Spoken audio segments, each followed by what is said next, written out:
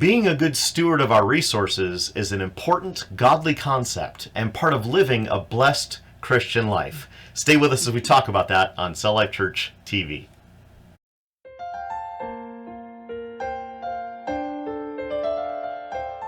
This is Cell Life Church TV. We invite you to join the conversation with Pastors Brian and Kelly as they discuss an encouraging topic that is relevant to life today. Hello. Hi there. Thank you for joining us once again in the Cell Life Church studio. Be sure to subscribe to our YouTube channel and follow us on Facebook and Instagram. This way you won't miss any of the videos that we produce or other encouraging posts, helping you to be the church in your everyday life. And Happy New Year. Happy New Year, yes. Stewardship is an important concept in the Christian life. God provides all the resources we need to carry out the tasks He gives us. But it is our responsibility to be good stewards of these resources and not waste them. The Great Commission tells us to go and make disciples. And God gives us the time, talents, and treasure necessary to continue to make disciples in the way He intends. There are many ways to preach the gospel and make disciples, and God gives us each the time, talent, and treasures necessary for the method He has gifted us for. We are also meant to use these resources wisely. The Bible talks about money and other resources a lot. We are to be good stewards of the resources the Lord entrusts to us. Remember, the gifts we receive from God are for use in the plan and for the purposes He has for each one of us. As we talk about being good stewards, we're going to focus on using resources wisely, counting the cost, and preparing for the future. Yeah. The world is full of resources. Each resource's value is determined by the demand at the time. Currently in the world, some natural resources are very valuable. Oil, precious metals, clean water, and more. We must use these resources wisely so we do not waste them and have them for future generations. This holds true for money as well. Yes. Money is a resource we have access to, and it is used to do many things. Money is a universal resource because it can be used to obtain anything else necessary to perform a task or meet a need.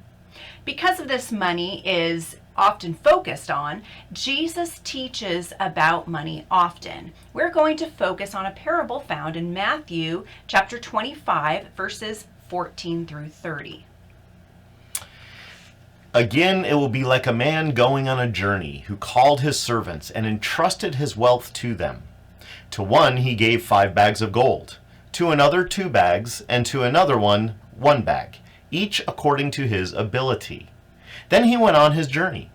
The man who had received 5 bags of gold went at once and put his money to work and gained 5 bags more. So also the one with 2 bags of gold gained 2 more. But the man who had received 1 bag went off, dug a hole in the ground, and hid his master's money. After a long time, the master of those servants returned and settled accounts with them. The man who had received 5 bags of gold brought the other 5. Master, he said, you entrusted me with 5 bags of gold. See, I have gained 5 more. His master replied, well done, good and faithful servant. You have been faithful with a few things. I will put you in charge of many things. Come and share your master's happiness. The man with 2 bags of gold also came. Master, he said, you entrusted me with 2 bags of gold. See, I've gained 2 more. His master replied, well done, good and faithful servant. You have been faithful with a few things. I will put you in charge of many things. Come and share your master's happiness. Then the man who had received 1 bag of gold came. Master, he said, I knew that you are a hard man, harvesting where you have not sown and gathering where you have not scattered seed. So I was afraid and went out and hid your gold in the ground. See, here is what belongs to you. His master replied, you wicked, lazy servant. So you knew that I harvest where I have not sown and gather where I have not scattered seed. Well then, you should have put my money on deposit with the bankers, so that when I returned I would have received it back with interest. So take the bag of gold from him and give it to the one who has 10 bags. For whoever has will be given more, and they will have an abundance. Whoever does not have, even what they have will be taken from them. And throw that worthless servant outside into the darkness, where there will be weeping and gnashing of teeth. Jesus is teaching us that we must be good stewards of what has been entrusted to us. In the case of the parable, he is referring to gold, but we believe we should use every gift and resource the Lord has given us wisely. Yes. The talents and money we have are gifts from God to use for his purposes, but we cannot waste them like the lazy servant who just hid his gold in the ground. We should strive to be like the first servant who worked hard and used the resources entrusted to him and doubled them greatly. Even the second servant did this, but to a lesser extent. When we respond to financial requests from Cell Life Church ministry leaders and pastors around the world, we often want to know how sustainable a project or an outreach is. We want to invest our time, our talent, and treasure into ministries and projects that have a return and can sustain themselves. Yes. Projects like the sewing school in Pakistan and the seed for crops in Kenya and Malawi allow the people there to learn something and produce something that can be sold or stored for the future. These bring more back into God's storehouses to help others and further his kingdom. Yes. If we do not adopt an attitude of sustainability with all of our resources, we are setting ourselves up for failure. When the question of sustainability comes up, being good stewards means we must count the cost. Amen. Yeah. No builder or project manager starts out without first putting together a project plan. A large part of the plan is determining the cost of the plan and putting together a budget. The days of manna raining down from heaven each night are thousands of years behind us. God has given us the wisdom and knowledge necessary to count the cost of any project and be good stewards of our resources. Jesus uses this as an example in another parable about counting the cost of being a Christian. Let's read Luke chapter 14, verses 28 through 30. Suppose one of you wants to build a tower. Won't you first sit down and estimate the cost to see if you have enough money to complete it? For if you lay the foundation and are not able to finish it, everyone who sees it will ridicule you, saying, "This person began to build and wasn't able to finish." It's kind of mean. Jesus is teaching about the cost of discipleship, but uses the idea of planning and establishing a budget for a building as an example of that. Any project we desire to undertake must be thoroughly planned out and the cost calculated. This is being a good steward. This is being sustainable, not only of our natural resources, but also our financial resources. Much like we are all called to go and make disciples, thus creating a growing church, we must be wise about the way we use money so that it can grow and continue to be a resource for growth and provision for the church and making disciples. Providing seed for crops is great, but some of the crops should be held back so it can be used the following year as seed for the next crop. Providing sewing machines and sewing classes is wonderful to help families out of slavery. But a portion of the money earned by the sale of the clothes and other things produced should be donated back to the church to help others. That is a sustainable ministry. We must be wise about the things we do with the time, talent, and treasure the Lord gives us. We must use it to further his purposes and teach others to do the same. This is difficult in some cultures because they do not have a concept of saving for tomorrow. They only see the here and now. But we must save for the future, or we will not continue to exist. Being good stewards helps us prepare for the future. Yeah. The moment God spoke the universe into existence, he had a plan. His plan started with creation and goes all the way to the new heaven and the new earth after Christ's return. God has made all the provisions necessary to carry mankind through the ages from creation to eternity.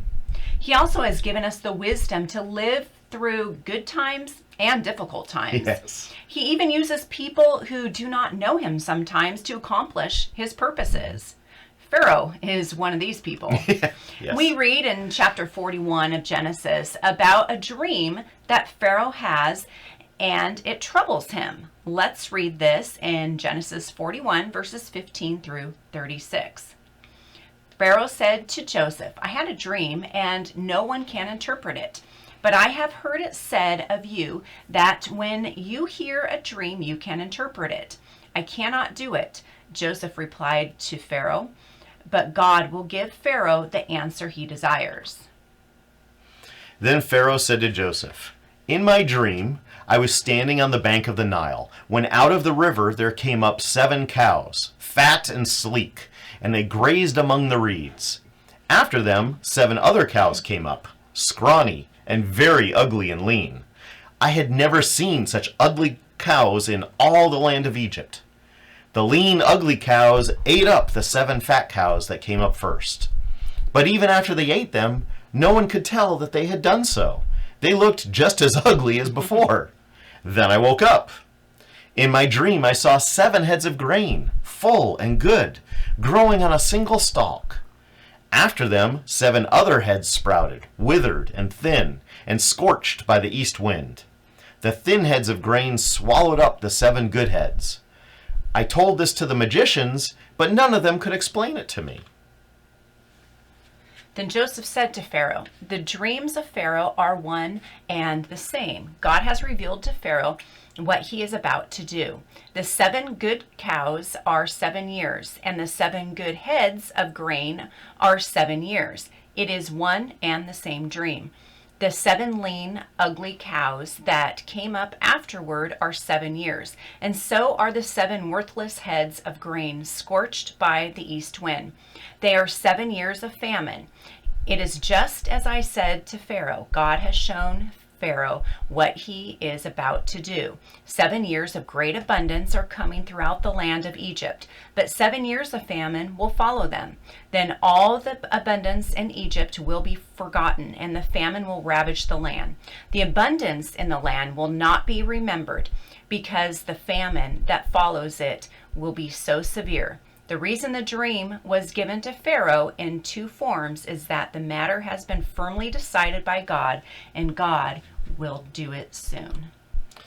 And now let Pharaoh look for a discerning and wise man and put him in charge of the land of Egypt.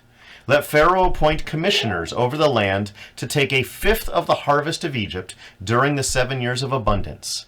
They should collect all the food of these good years that are coming and store up the grain under the authority of Pharaoh to be kept in the cities for food. This food should be held in reserve for the country, to be used during the 7 years of famine that will come upon Egypt, so that the country may not be ruined by the famine. God knew what he was doing. Yes. God knew what he was going to do with his people, the family of Abraham, Isaac, and Jacob. Joseph was Jacob's son and had been sold into slavery by his brothers. God blessed Joseph with wisdom and favor. Yes. Joseph used this wisdom and favor to help Egypt grow and survive. This would be very important as you continue to read how Jacob sent his sons to Egypt during the famine to get grain so they could survive. The important thing to understand today is that we must use what God gives us strategically and sustainably.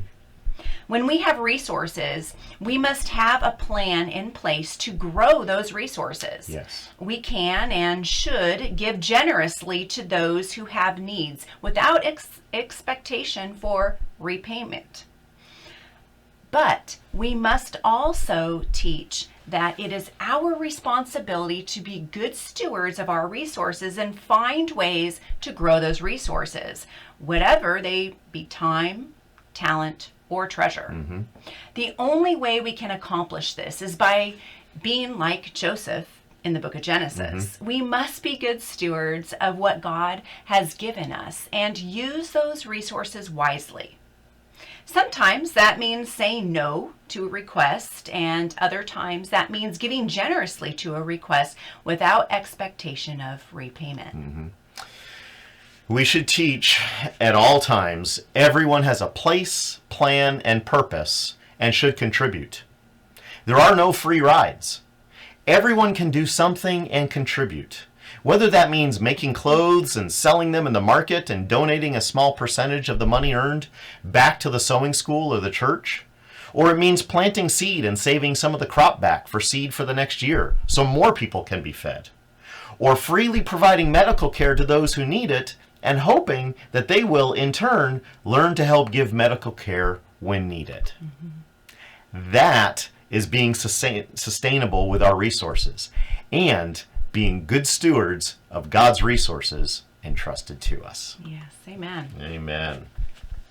Thank you for Yes. taking the time to be with us today. We do look forward to hearing your thoughts. Yes. Please be sure to share this video with your family and friends. Until next time, be encouraged in Jesus' name. Bye-bye. Bye-bye.